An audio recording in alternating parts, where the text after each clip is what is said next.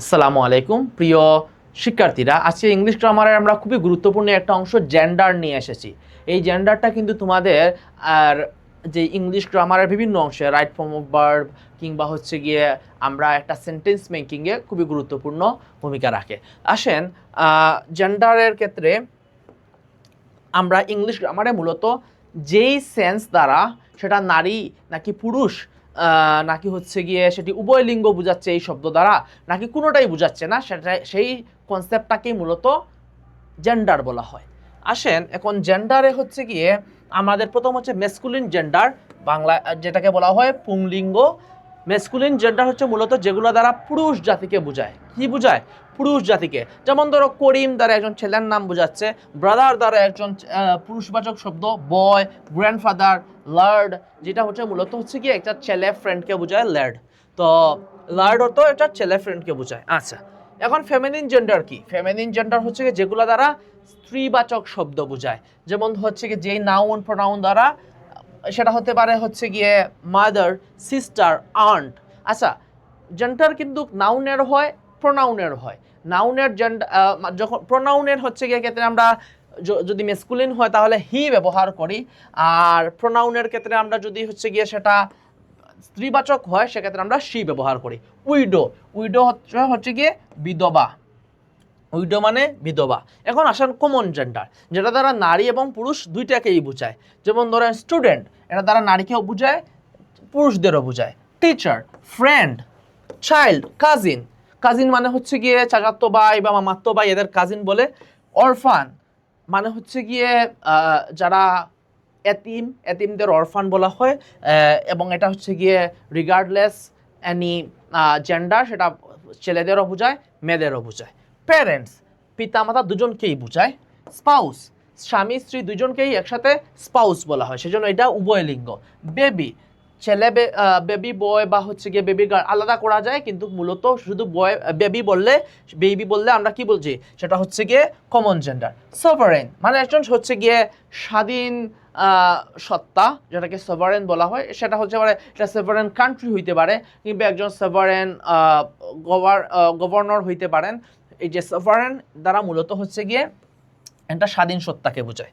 এটা উভয় লিঙ্গ, ছেলেদের ক্ষেত্র, মেয়েদের ক্ষেত্র। নিউটার জেন্ডার, যেটা দ্বারা আসলে পুরুষ মহিলা কিংবা উভয় কোনোটাকেই বোঝায় না, সেগুলাকে বলা হয় নিউটার জেন্ডার বা ক্লিবলিঙ্গ।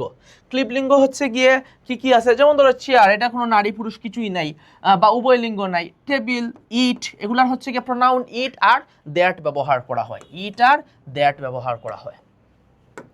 তো আসেন, আমরা একটা জেন্ডার থেকে, যেমন মেসকুলিন থেকে কিভাবে ফেমিনিনে নেওয়া যায়, এটা তিনটা পদ্ধতিতে নেওয়া যায়, সেগুলো আমরা আজকে শিখব। তো প্রথমে হচ্ছে কি সম্পূর্ণ ভিন্ন শব্দ ব্যবহার করে আমরা নিতে পারি। যেমন ধরো ম্যান থেকে ওয়েমেন, বয় থেকে গার্ল, হি থেকে শি, নেফিউ থেকে নিস। তো নেফিউ মানে কি মূলত ভাতিজা বোঝায়, আর নিস মানে বোঝায় হচ্ছে ভাতিজি। আচ্ছা, মাস্টার, এটা হচ্ছে গিয়ে সাধারণ শিক্ষক করতে ব্যবহার করা হয় বা গুরু করতে ব্যবহার করা হয়। মিস্ট্রেস বা মিস, এটা সম্পূর্ণ ভিন্ন শব্দ দ্বারা আমরা ফেমিনিন করলাম। বুল, বুল অর্থ কি হচ্ছে গিয়ে ষাঁড় গরুকে বোঝায়। কাউ, এটা দ্বারা হচ্ছে গিয়ে সাধারণত গাভীকে বোঝায়।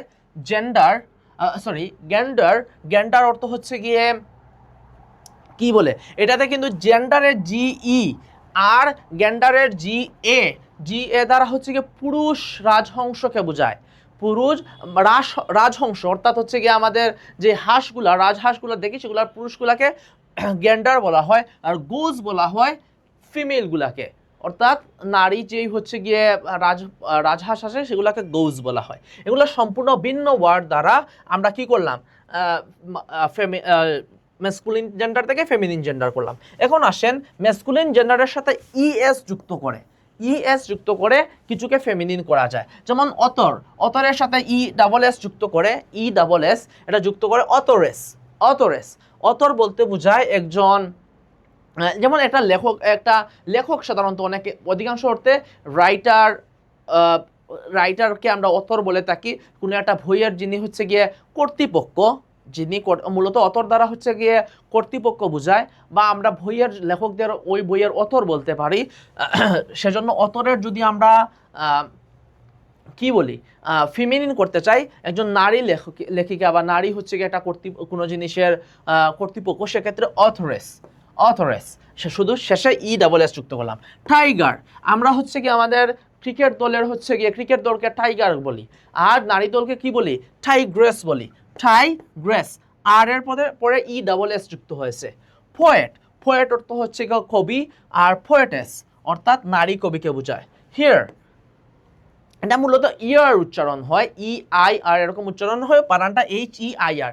ইয়ার অর্থ হচ্ছে উত্তরাধিকারী, ইয়ার দ্বারা কি বোঝায়, উত্তরাধিকারী। ইয়ার এস অর্থ নারী উত্তরাধিকারী, মানে বা আমরা যদি বলতে পারি উত্তরাধিকারিণী বা নারী উত্তরাধিকারী। ইয়ারএস, ইয়ারএস, ইয়ারের সাথে double S E double S যুক্ত করেছি। হোস্ট, এই শব্দটা খুবই ইম্পর্টেন্ট। হোস্ট অর্থাৎ হচ্ছে যিনি সেবা করেন, আমাদের প্লেনের মধ্যে পুরুষ যেই সেবকরা থাকেন বা হচ্ছে বিভিন্ন জায়গায় পুরুষ যেই সেবকরা থাকেন, কিংবা কোনো অনুষ্ঠানে যারা সেবকরা থাকেন, পুরুষ হলে তাকে হোস্ট বলা হয়, আর নারী হলে হোস্টেজ বলা হয়, হোস্টেজ বলা হয়, ই ডাবল এস যুক্ত হয়, হোস্টের সঙ্গে ইস ডাবল এস। প্রিন্স, এই শব্দটা আমাদের খুব পরিচিত। প্রিন্স দ্বারা বোঝায় কি, হচ্ছে রাজপুত্র বোঝায়, আর প্রিন্সের সাথে ই ডাবল এস যুক্ত করলে প্রিন্সেস হয়ে যায়। এটা প্রিন্সের সাথে ই ডাবল এস যুক্ত করে কি করা যায়, প্রিন্সেস অর্থাৎ রাজকন্যা বোঝায়। প্রিন্স অর্থ রাজপুত্র, প্রিন্সেস অর্থ রাজকন্যা। আচ্ছা, এই প্রত্যেকটা উদাহরণ হচ্ছে শেষে ইএস যুক্ত করে আমরা ম্যাসকুলিন থেকে ফেমিনিন করছি, ম্যাসকুলিনের সাথে ইএস যুক্ত, ই ডাবল এস যুক্ত করেছি। এখন আসেন কম্পাউন্ড নাউন। কম্পাউন্ড নাউন বলতে বোঝায় একসাথে দুই তিনটা শব্দ দ্বারা যখন একটা নাউন হয় সেগুলোকে কম্পাউন্ড নাউন বলা হয়। এই কম্পাউন্ড নাউনের একটা অংশ থাকে ম্যাসকুলিন, এই ম্যাসকুলিন অংশটাকে ফেমিনিন করে ফেললে সেটা ফেমিনিন জেন্ডারে পরিণত হয়। যেমন ধরো ব্রাদার ইন ল, শ্যালো করতে ব্রাদার ইন ল বোঝায়, সেটাকে যদি আমরা শুধু ব্রাদারটাকে চেঞ্জ করে সিস্টার করে ফেলি তখন শেলিকা হয়ে যায়, sister in law, sister in law, শুধু ব্রাদার অংশটা আমরা চেঞ্জ করছি। হি গট অর্থাৎ পুরুষ ছাগল, তাহলে সেটা হচ্ছে কি শি গট, তাহলে নারী ছাগল হয়ে যাবে। বা আমরা ম্যান কাইন্ড পুরুষ জাতি, ওয়েমেন কাইন্ড নারী জাতি, ওয়েমেন কাইন্ড কি নারী জাতি। স্টেপ ফাদার অর্থাৎ হচ্ছে গিয়ে সৎ বাবা, এই যে শুধু ফাদার অংশটা আমরা চেঞ্জ করে স্টেপ মাদার, অর্থাৎ এই কম্পাউন্ড নাউনের যেই দুইটা অংশ নিয়ে গঠিত, শুধু যেই অংশটা মেসকুলিন সেটাকে চেঞ্জ করে ফেমিনিন করে ফেললে জেন্ডার চেঞ্জ হয়ে যাবে। এটাই হচ্ছে কি আজকে জেন্ডার সম্পর্কে আমাদের ধারণা ক্লাস, এবং জেন্ডার কিভাবে পরিবর্তন করতে হয় সেটা আমরা শিখে ফেললাম।